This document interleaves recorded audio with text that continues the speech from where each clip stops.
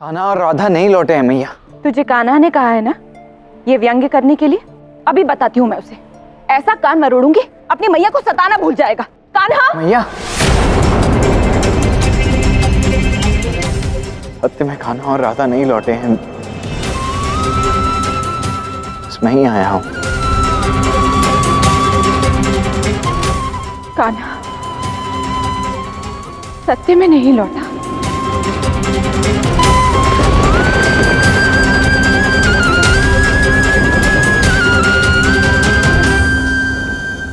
किंतु मैया, कान्हा और राधा सुरक्षित हैं और वो असुर बहन, उसका भी अंत हो चुका है, तो अब सब ठीक है, सब सुरक्षित है। हमें तो लगा अरिष्टासुर, राधा कृष्ण तीनों लापता है, किंतु बलराम का तो कहना है अरिष्टासुर मारा गया। हमें शीघ्र अतिशीघ्र महाराज कंस को यह सूचित करना होगा। चलो। परंतु राधा और कान्हा तुम्हारे साथ क्यों नहीं आए? कान्हा ने कहा है कि जब उसके मैया बाबा, उसी के वृंदावन वासियों ने उसे एक दंड दिया है, उस दंड को वो स्वयं समाप्त कैसे कर सकता है।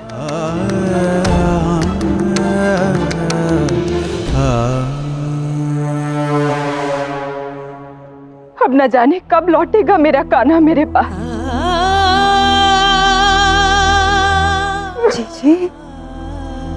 जी जी संभालिए अपने आप को।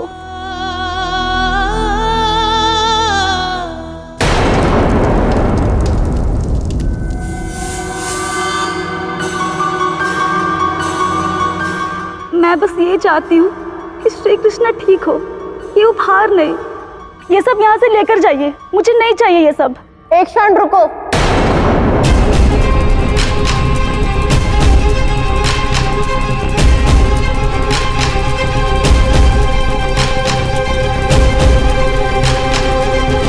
वैसे भी तुम इसके योग्य नहीं हो अस्ति, तो ये सब मैं ही ले लेती हूँ। दासियों, ये सब मेरे कक्ष में ले जाओ। किंतु महारानी, महाराज कंस ने तो कहा है ये महारानी अस्ति के लिए है।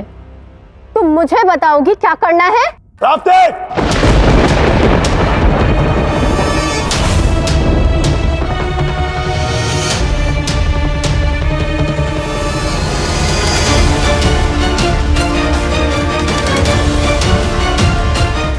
जब मैंने कहा था कि ये सारे उपहार अस्ति को देना है, तो तुम्हारा इतना दुस्साहस कैसे हुआ इसे अपने कक्ष में ले जाने के लिए? कैसे? महाराज!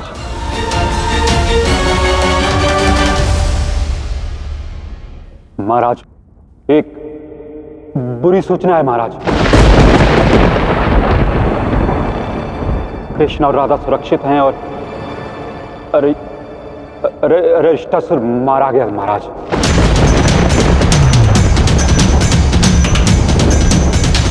आज तो पराकाष्ठा हो गई परिश्रम की, अब तो विश्राम करना चाहिए। अच्छा, परिश्रम केवल तुम ही ने किया है, मैंने कोई सहयोग नहीं किया तुम्हारा इस कार्य में? नहीं, मेरा ऐसा मंतव्य है नहीं कि तुमने कोई परिश्रम नहीं किया। मेरा मंतव्य ये है कि मैंने अधिक परिश्रम किया। छोड़ो, तुमने इतना परिश्रम कर ही लिया है तो विश्राम कर लो तुम भी राधे।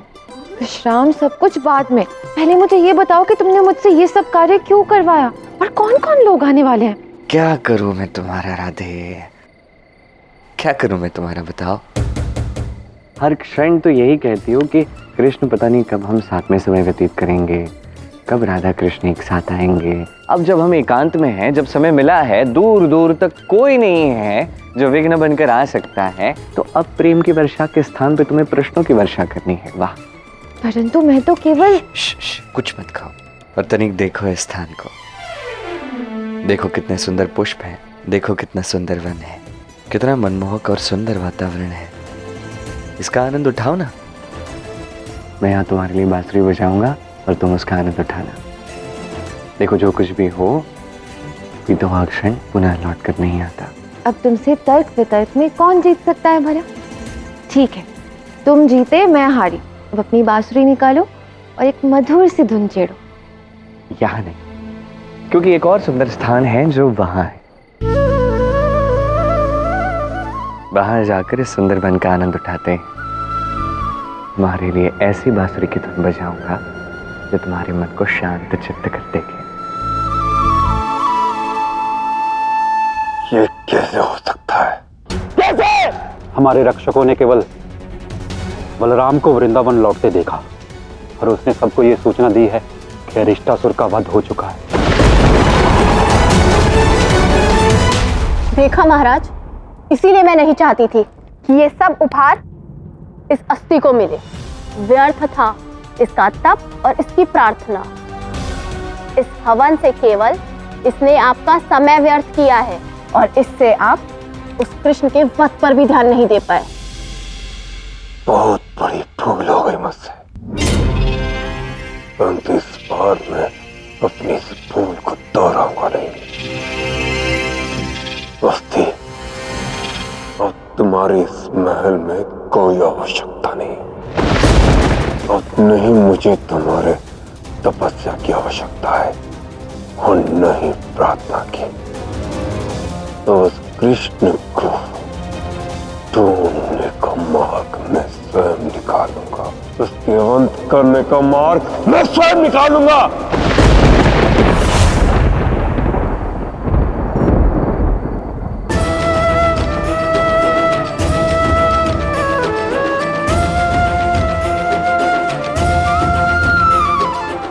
कृष्ण की बांसुरी का ये संगीत उनकी नई लीला आरंभ होने का संकेत दे रहा है महादेव। हाँ गौरी, आराध्य ने बलराम से कहा तो था कि संपूर्ण वृंदावन वासियों को धर्म और कर्म का उचित मार्ग दिखाने का समय निकट है। ये उसी की तैयारी है। और वैसे भी जब किसी कार्य का शुभारंभ स्वयं श्री कृष्ण के बांसुरी वादन से हो, तो उससे जगत का उद्धार होना तो निश्चित ही है। आओ गौरी, हम भी आराध्य की बांसुरी के इस मधुर धुन का आनंद उठाते हुए देखें कि आराध्य की ये नई लीला अब क्या मोड़ लेगी। धर्म और कर्म का मार्ग प्रशस्त करने के लिए सर्वप्रथम सबको एक मार्ग पर लाना आवश्यक है और मेरी बांसुरी की धुन वही करेगी।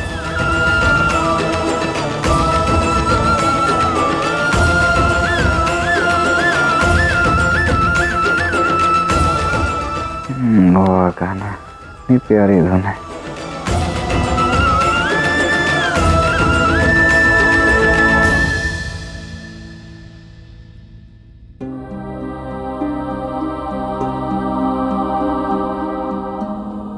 बल, नेत्र खोल लल्ला, उठ जा। मैया आप यहाँ? क्या हुआ, सब ठीक तो है? बस तनिक मन विचलित सा हो रहा है। क्या हुआ, ठीक हैं आप? मैं ठीक हूँ, बस अकस्मात ही मुझे लगा जैसे मेरा कान्हा, मेरा लाल बंसी बजा रहा हो। बलराम, मेरे कानों में निरंतर कान्हा की बांसुरी की मधुर धुन गूंज रही है।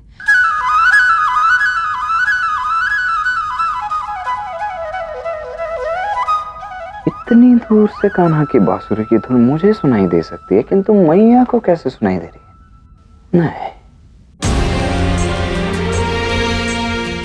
मैया, ये आपका प्रेम है कान्हा के प्रति मैया, और कुछ नहीं। आप कान्हा को इतना अधिक स्मरण कर रही हैं, इतना अधिक स्मरण कर रही हैं कि आपको ऐसा भ्रम होने लगा है। चिंता मत कीजिए, जाकर विश्राम कीजिए। नहीं बलराम, ये मेरा भ्रम नहीं है। कान्हा की पुकार मेरे कानों तक पहुंच रही है। एक माँ की मनोस्थिति तू नहीं समझेगा। तू तो बस मुझे मेरे कृष्ण तक ले जाए। इस समय? हाँ, इसी समय। यदि कान्हा अपनी मैया से मिलने घर नहीं आ सकता, तो उसकी मैया तो उसके पास जा सकती है ना? हाँ, जा तो सकती है, किंतु मैया प्रहर तो देखिए, रात्रि के इस प्रहर में हम अभी। बल, बातें बनाना बंद कर।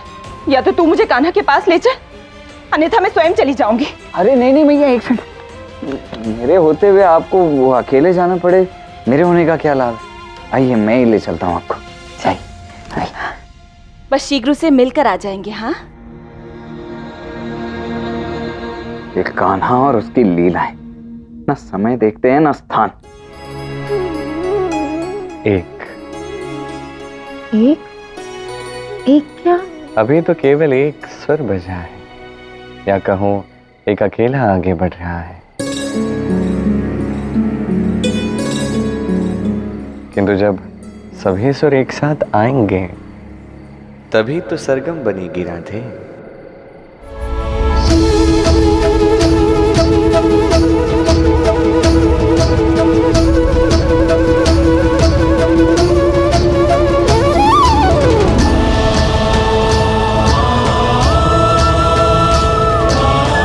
कान्हा की बांसुरी की धुन। यशोदा, ये यशोदा इतनी रात्रि को कहां चली गई? यशोदा,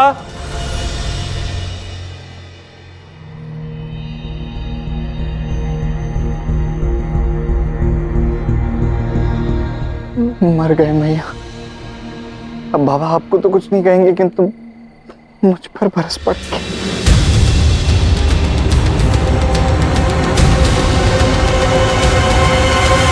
रात्रि के इस पैर तुम दोनों कहां जा रहे हो? ओ बाबा, हम कान्हा से मिलने जा रहे हैं। मेरी विनती है आपसे, आप मुझे रोकिएगा मत। मेरे कानों में बार बार कान्हा की बांसुरी की धुन गूंज रही है और इसी कारणवश मैं स्वयं को उससे मिलने से नहीं रोक पा रही।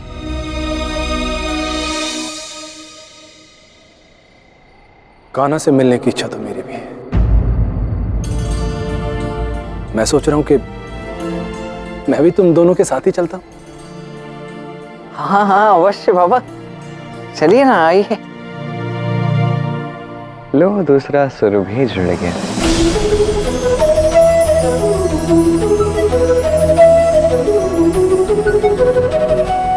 जीजी, कीर्तिदा,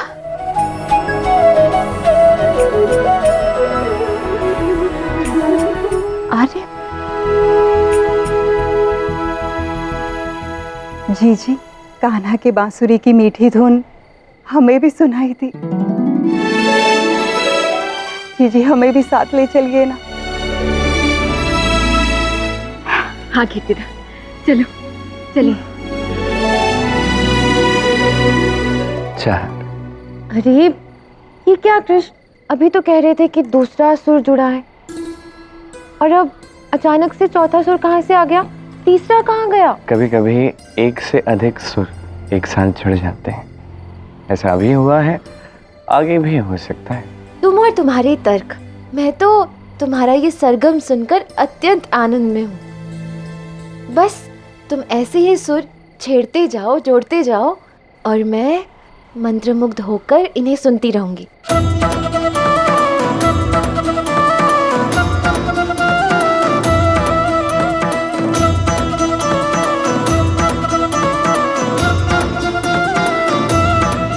इतनी रात्रि को तुम सब यहाँ क्या कर रही हो?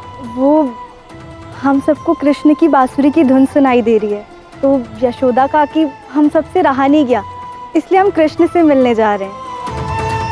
इसलिए हम सब आपकी अनुमति लेने आए हैं। अच्छा, अनुमति लेने आए हैं।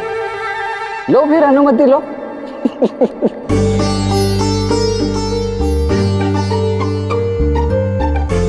ये अट्टहास किस लिए? इसीलिए क्योंकि जिस प्रकार तुम सभी कान्हा से मिलने के लिए व्याकुल हो रही हो, उसी प्रकार हम सब भी हो रहे हैं। हम भी वहीं जा रहे हैं। और सभी को एक जैसा आभास होना कितना विचित्र संयोग है। ऐसा प्रतीत होता है कि आज कुछ विशेष होने वाला है। यहाँ समय व्यतीत करने से अच्छा है कि हम सभी साथ मिलकर कान्हा के पास जाएं। हाँ, चलो चलो चलो, आइए मेरे पीछे। चलो। 12। लगता है तुम्हारी इस अनोखी सरगम में कुछ और नए सुर जुड़ गए हैं, है ना? पर अभी तो कई सारे सुरों को एक साथ छेड़ने का समय आ गया है राधे।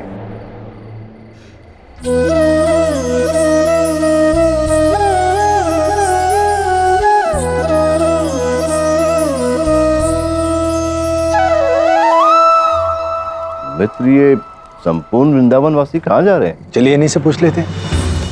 आप सभी लोग कहाँ जा रहे हैं?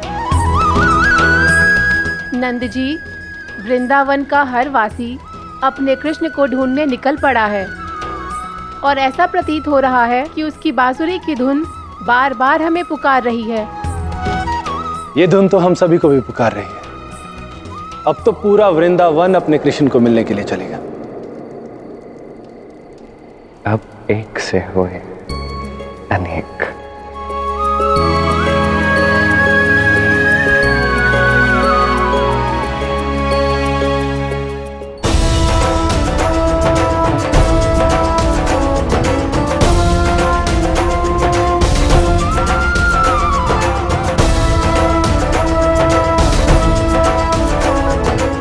कृष्ण की बांसुरी की धुन तो मैंने कई बार सुनी है, किंतु ये धुन अधिक ही मीठी लग रही है,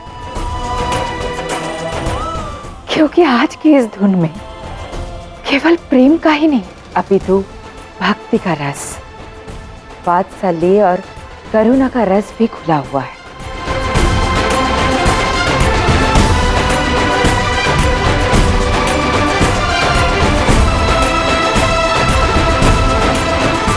ये असंख्य भाव ही तो हैं जो मेरे आराध्य को इतना विशेष बनाते हैं।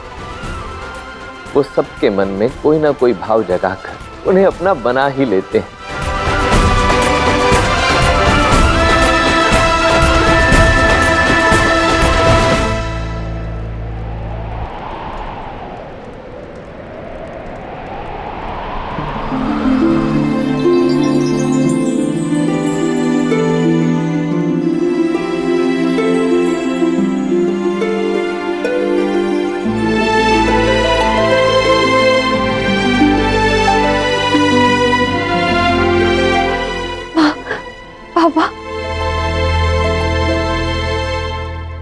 मुझसे बहुत बड़ी भूल हो गई है कान्हा। मुझे और हम सभी वृंदावन वासियों को क्षमा कर दो कान्हा।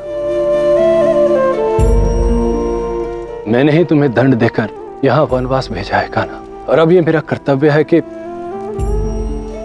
मैं अपनी भूल को सुधारूं। तो मेरी तुमसे विनती है कि तुम और राधा हम सभी वृंदावन वासियों के साथ वापस चलो, घर चलो कान्हा। हाँ कृष्ण, क्षमा कर दो, लौट चलो घर, वृंदावन तुम्हारे बिना सूना है। कृष्ण, तुम्हारी बांसुरी की धुन इस वन से कोसों दूर वृंदावन तक सुनाई दे रही थी। हम मंत्र मुग्ध होकर तुम्हारे ओर खींचे चले आए। हमारी विनती स्वीकार करो कृष्ण, घर चलो।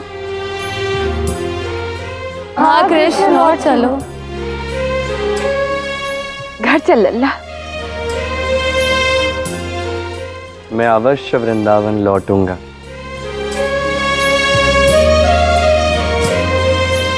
किंतु उससे पूर्व आप सबको मुझे बताना होगा कि आपसे क्या भूल हुई थी। यदि आप इस प्रश्न का उचित उत्तर दे पाते हैं तो मैं वृंदावन लौटूंगा, अन्यथा नहीं।